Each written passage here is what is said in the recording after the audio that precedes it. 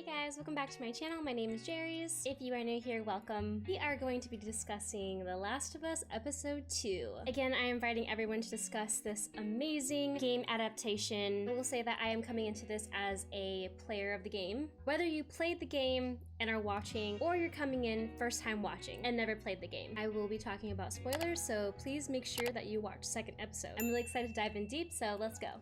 Alrighty, so this starts off in Jakarta, Indonesia. There's two official, I want to say they're government officials. They're obviously looking for someone, and the lady in the front, the hostess, points out to the far corner the guys who seem very suspicious. You would think maybe they're the gang and they might get caught with something, but it's really this sweet old lady sitting in the back corner eating by herself. So we come to find that this lady's name is Ibu Ratna, and she is the professor of mycology. I had no idea what mycology was, but it is the study of fungi, which kind of makes sense. I mean, it goes along with the show, and if you played the game, I mean, you could take a wild guess, right? So Ibu is taken to this lab where she is to view a slide of something in the telescope. So not only is cordyceps found in this slide, it's also human. There's human particles that are also in this slide.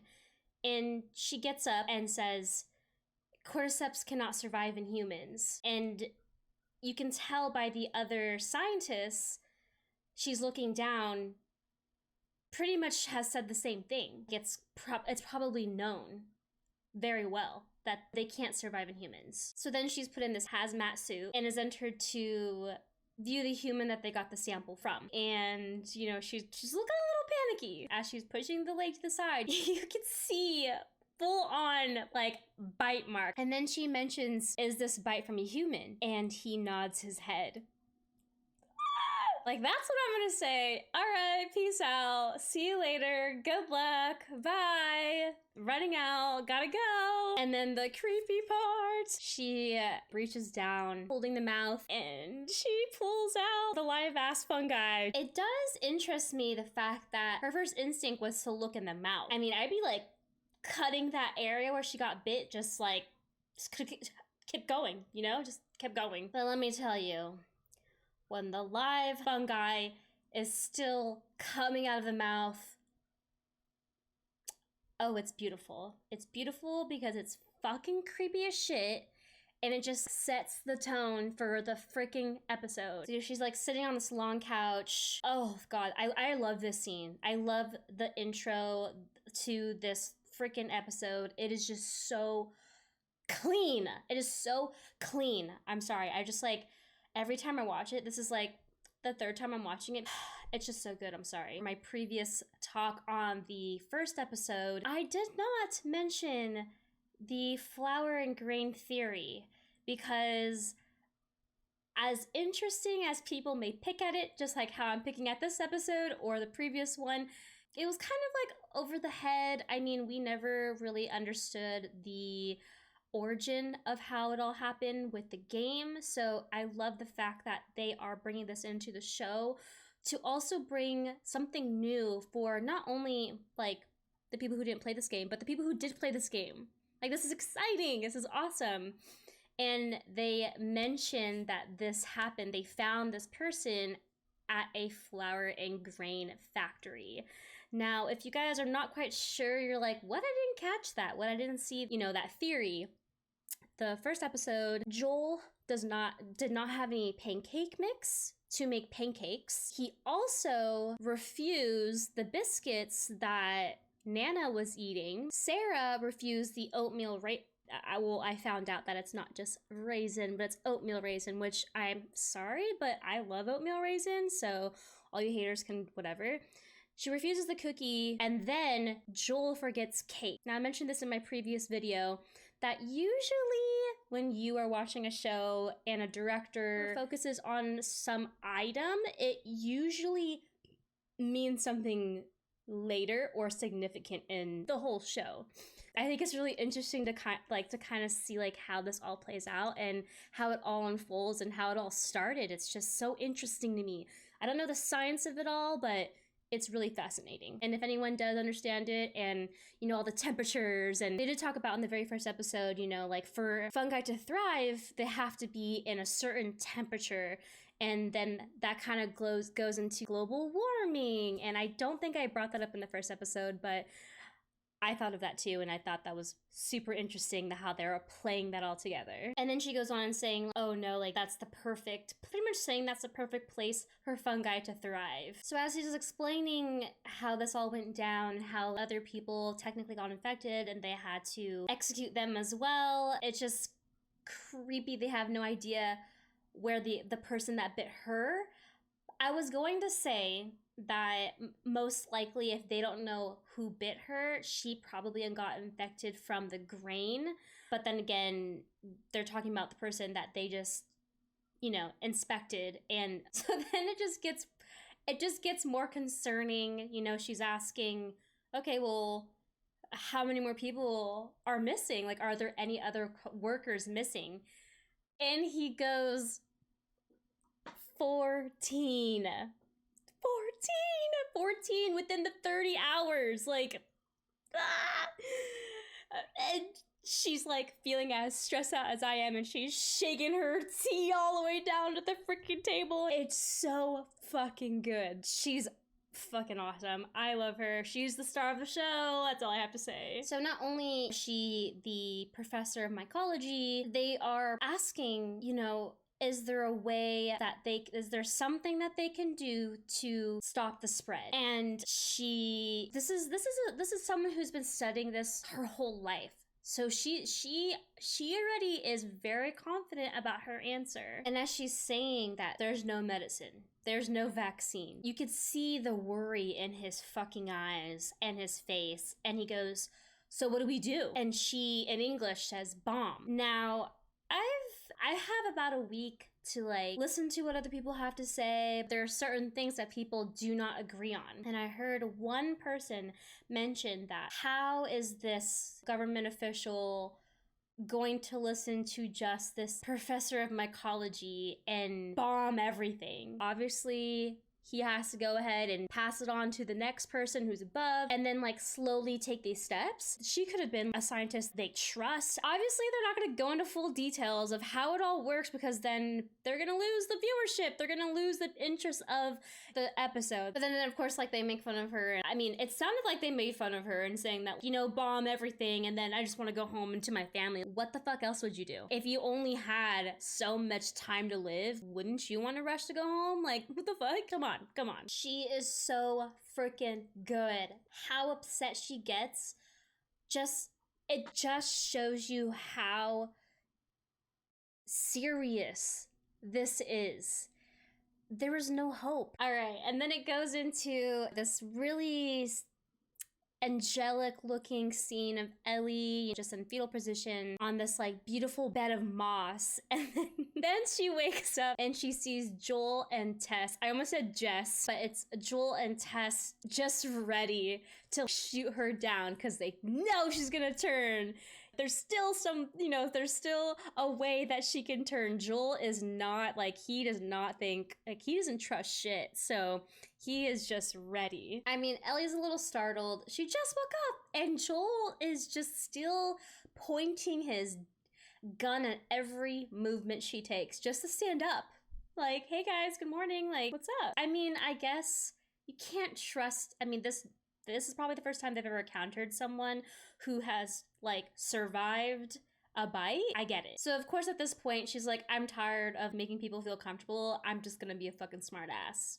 And I would be the same way. My favorite typical in-game, Joel and Ellie are just going back and forth at each other, and I just died when, you know, she goes, is there anything scary in here? As she's about to go to the bathroom, and Joel says, just you, and it's just, I love it. I love it. And I do have to mention, in the game, they're showing that they were able to sleep during the night. But in the game, you're actually walking through the night, and it starts off in an office building. I just thought that was interesting. They're just about to eat, and you just see this, like, dry ass crumbled beef jerky, and Ellie just pulls out a full-on chicken sandwich.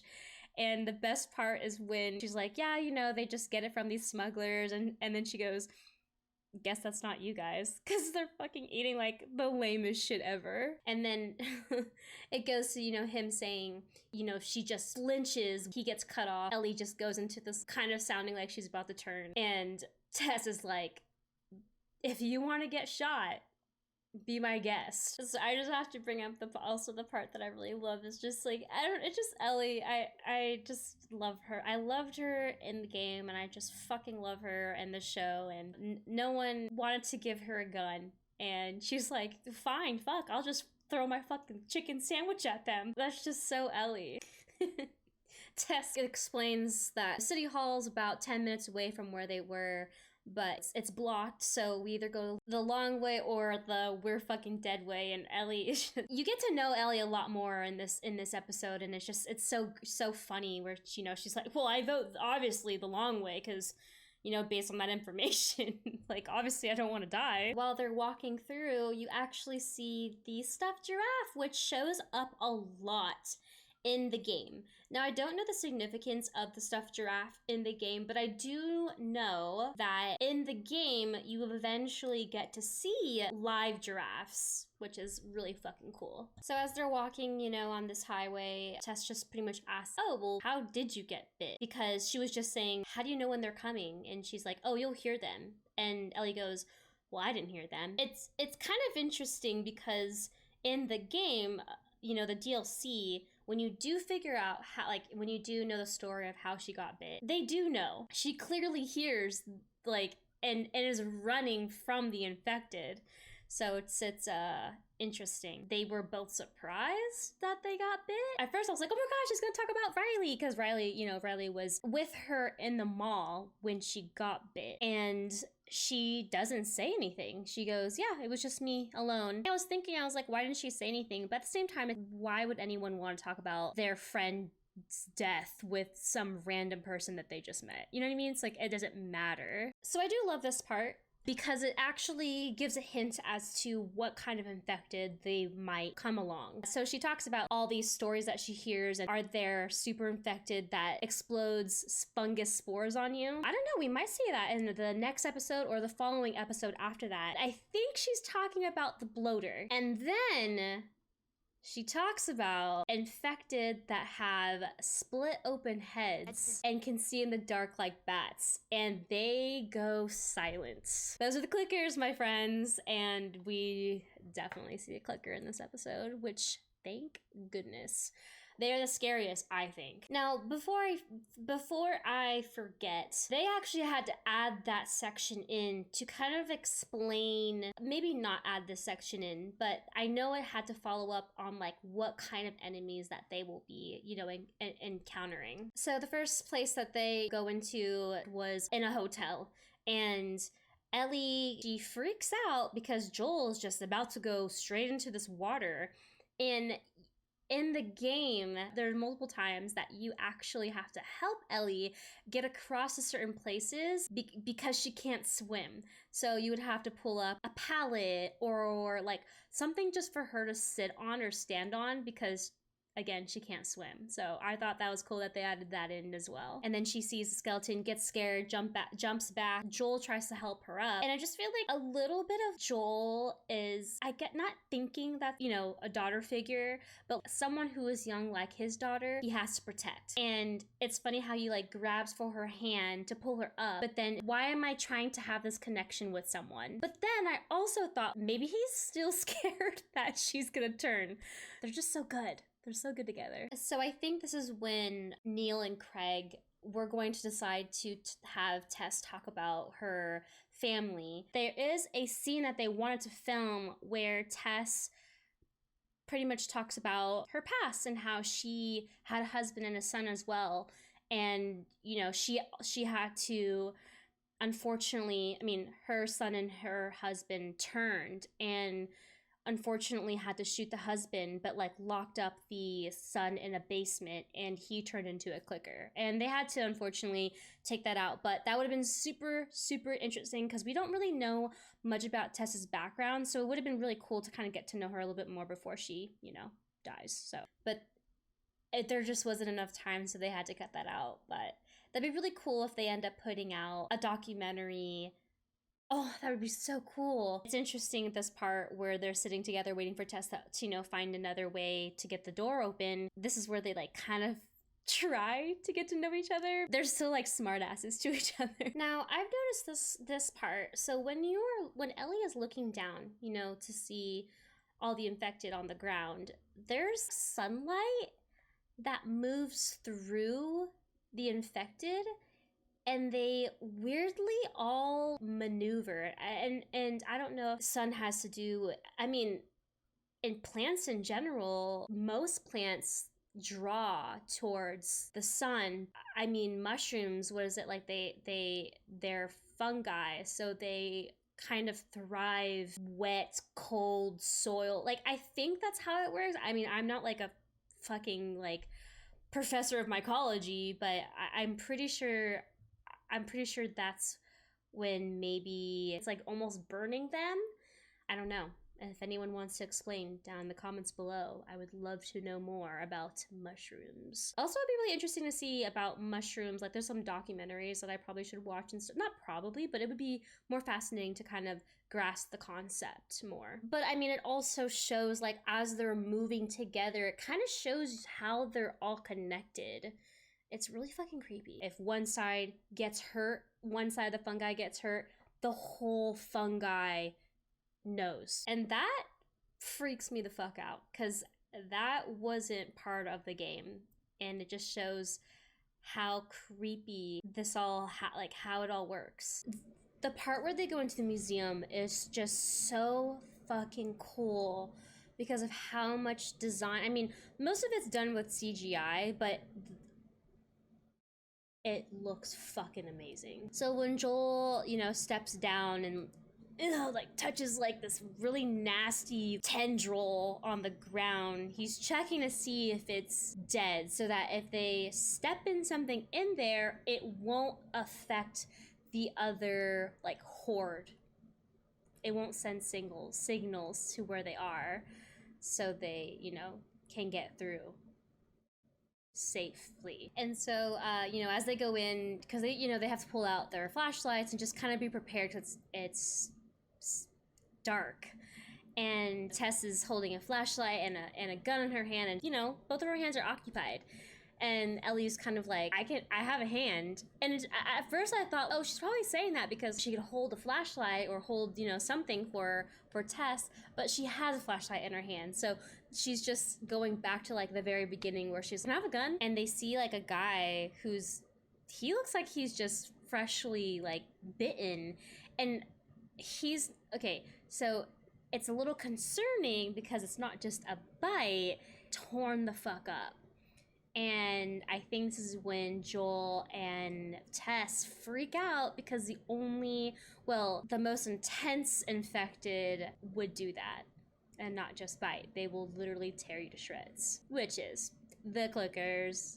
You already know. So as they're walking up the stairs, it's just like, it's such a masterpiece because the detail is insane. It literally shows people just masked in this fungi, and it's so creepy and so cool at the same time. But also scared the crap out of me when Ellie stepped on the hand and made a noise, because of course, the people who know what's coming, you cannot make any noise. And also, even if they didn't think clickers were there, it is very interesting to me that Joel or Tess did not even let her know that what they could be encountering. They had to reshoot, like not reshoot, but put a section in there to explain that the clickers cannot see but they can hear, because originally when they filmed it, they did not film that. And someone who Craig Mazin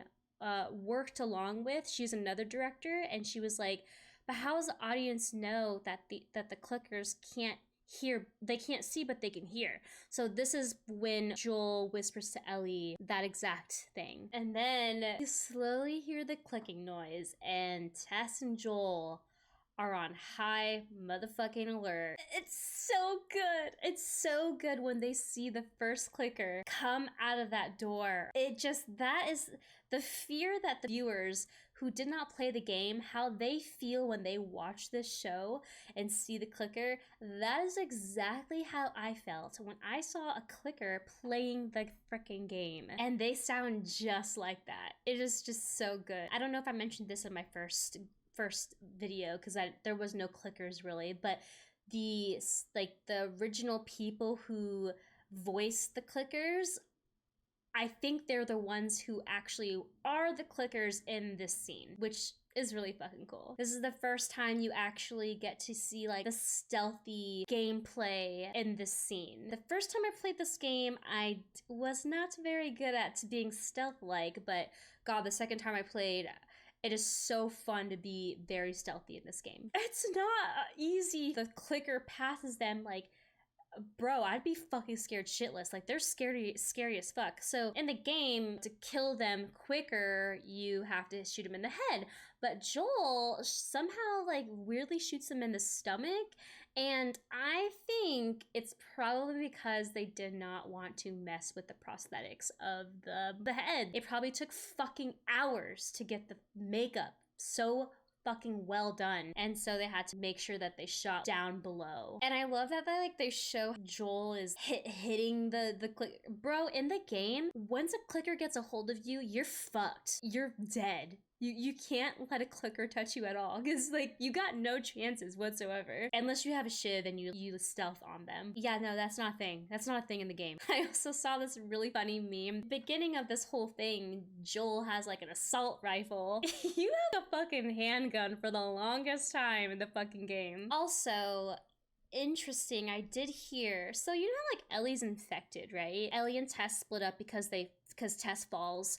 It's interesting, one, that the clicker didn't follow Ellie. I mean, she was crawling on the floor by then and Tess was shooting, so like obviously the clicker hears. But I'm wondering, because she's infected already, the infected are going to ignore her. As Joel's running away from one of the clickers, he pushes a statue down. And at first I was like, how is that gonna stop the clicker? It doesn't make any sense to me. But I think it was because he needed to make a sound way bigger so that he can get away, which I thought was pretty smart. It's just pure anxiety when you see Joel just reloading his gun, and it's just like he's trying to be so quiet. You just already know that the fucking clicker is gonna be right there when he, but once the camera finally slowly just focuses just on Joel, you just know the clicker's just right next to him, and it's just so creepy. Oh, but you just see the freaking detail. It is just so good. It's so freaking good. It's so good. I can't say it enough. And now, okay, I keep saying stealth in the game, and and obviously people who did not play won't know what that means. So when you're in stealth mode, you're pretty much just crouching the whole way. You're crouching. Clickers and infected don't see light, like, so you can use your flashlight, but for to be stealthy, you have to crouch. So you see a little bit of this when Joel finds Ellie and tries, crouches towards her, and it's just so cool. So I actually didn't know when Ellie got bit, but it's when Joel steps on a piece of glass when they're crouching, and the clicker jumps over, the middle island section of the case, and she's kind of like a little bit in front of Joel, a little bit like top of him, and I think that she gets bit on her arm because she makes that distress sound. When Tess asks, yeah, I just twisted my ankle, but are you alright? And then Ellie goes, well, I didn't shit my pants. She actually says that in the game as well. But I will say it's interesting because, I mean, she doesn't get bit again in the game.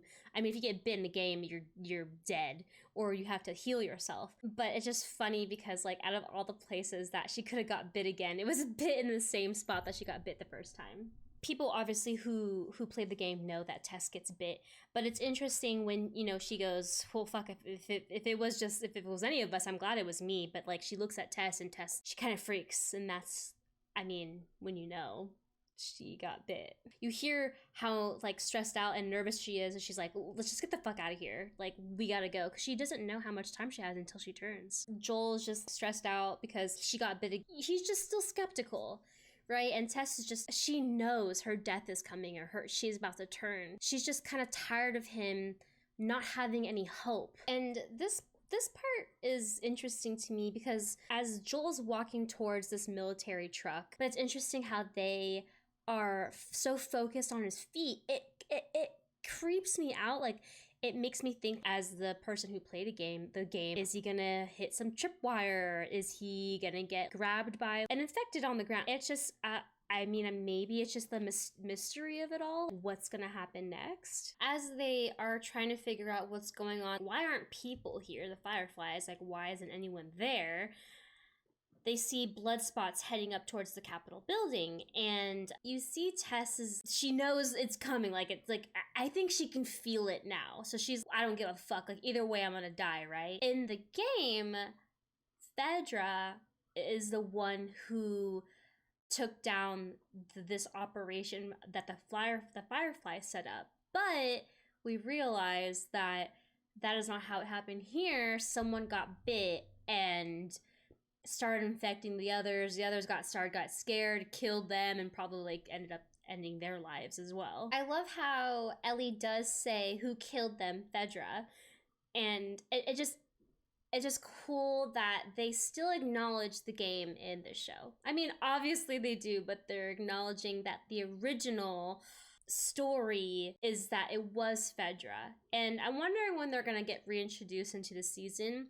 But also, I did not bring this up, but Neil, he directed this episode, so I love it. Okay, so Tess is getting antsy, right? She's getting super antsy because, again, she knows that she's going to be turning soon, and there's like no urgency to figure out how they can get Ellie to the Fireflies. I mean, Tess knows that she's going to be churning soon, and Joel is just, he's not there like how Tess is. Like, Tess to try to get to know Ellie and more of a connection there, whereas like Joel is kind of, Ellie, I don't give a fuck if she dies. He doesn't, there's nothing there. So she's really stressed the fuck out, and we're going back, like, fuck this shit.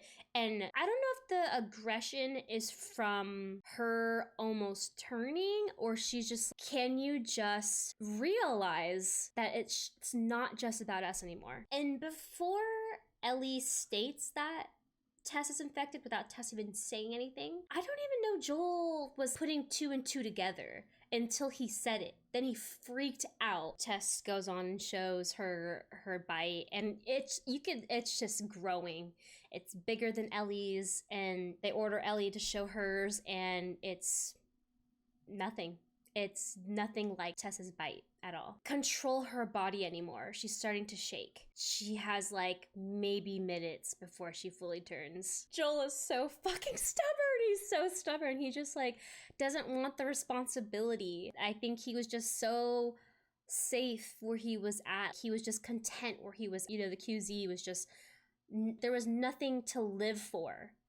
Right? And now Tess is just, take her to Bill and Frank's and they'll go ahead and handle it. And he's just so fucking stubborn. Joel, like, I'm literally about to fucking bite your ass and you're gonna turn. So like, shut the hell up. And the first time I watched this, I was very confused when Joel shoots one of the guys who turns. And you see the cordyceps or the fungi start leaving his dead body and starts to wake the infected up. At first I was like, how does that work? How does that work? How do they know? Like, how do they know to alert the, like, it didn't click with me until I watched it again, and Tess kind of explains when they're on top of the hotel and they're looking out, and she says that, you know, when one part of it's damaged, it alerts the whole part, like the whole part that's all connected. And it's just fucking brilliant. It's just so fucking cool and also very fucking scary, again, as many times I've brought that up. So as they find out that the horde of the infected are going to come towards them, Tess takes down the like gas tanks and the grenades, and in the game this is how she goes as well, but she's taking down FEDRA so they don't follow Ellie and Joel. After the frame of the grenades rolling out, I think Joel, it finally hit him, or he knows that what she's gonna do, and it's just so sad because again he's losing someone that's close to him, that got to know him and I'm sure he cared a lot about, and he's losing someone again. It's just so sad. And then when they leave Tess and you could hear them. It's just like exactly like the game, and it's just, that's a lot of fucking infected. And let me fucking tell you, the amount of times this fucking Tess tries to get that flame going, I'm just like, bro, please. Fucking please. They changed the game, like changed how it was in the game. I was like, fuck, is she not gonna be able to do this? And at first, why aren't they attacking her? Because she's already infected. But then the scene, we all know the scene, we know it, we see it, we you know, either we really thought it was cool or was very weirded out by it. I'm not gonna lie. She's fully losing function. It goes from her like flicking the lighter so many times to slowly flicking it, you know? So it's really, really fucking cool how they shot this. You know, I've heard people like get so stressed and frustrated about Tess is trying to light this lighter. You had so many chances with the grenades, and that is what a lot of us made us go on the edge of our seat, right? It impacted us more. Seeing all of this happening kind of in slow motion. The building finally blows up, and God, it's such a fucking sick shot. I just kind of, the frame from like showing Ellie to it fully backing up, and you know, at first I think she's looking at Joel. To me it feels as all I'm gonna experience as people who are helping me, people who are like in my life, just gonna die. Neil and Craig explained that they kind of made it show that, did Joel end up walking towards where Bill and Frank are, or did he end up going back? And of course, because we, you know, the people who played the game, we know that he doesn't go back, but I'm wondering if anyone who hasn't played the game and saw that scene, did you think that they were going to continue or not? But I thought that was really interesting. That was the end of the final episode. It was beautiful. I mean, it was less the gameplay, but it was way more intimate, way more detailed, and just more intense, I feel. I'm not gonna lie, I was freaked out about the pacing of the game, or the pacing of the show, because I'm like, oh my god, they're already at the Capitol? But I thought in my head, I was like, okay, well, I remember playing, and a lot of it was getting to learn more about how to kill the infected, just like more of the gameplay. But in my head, I'm like, well, none of the audience is gonna give a flying flock of seagulls about it, right? All they care about is Tess and Joel getting Ellie to the Capitol. And I feel like people would get bored of it. Seeing the clickers was all they needed, and just to get there. And I'm just so excited for the next episode. We get to see Nick Offerman play Bill, and God, does he look like an awesome fucking Bill. So I'm just really excited to see it.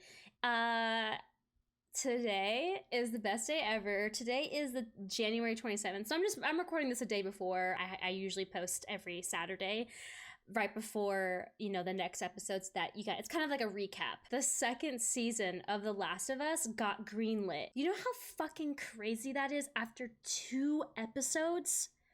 To have a second season greenlit? I will tell you now, I am not that knowledgeable in like TV. I've been working mainly like movies, but like this is the first time I'm actually working in TV. And it's just so crazy how much money and hype that they got. It's a no-brainer, you know what I mean? It's a no-brainer. I hope you guys enjoyed my take. If you guys would like to see me live, I am live on Twitch, and I will link my Twitch links below. I am live on Twitch on Wednesdays, Fridays, and Sundays. Thank you guys so much for watching. I will see you in the next video, and take care. Bye!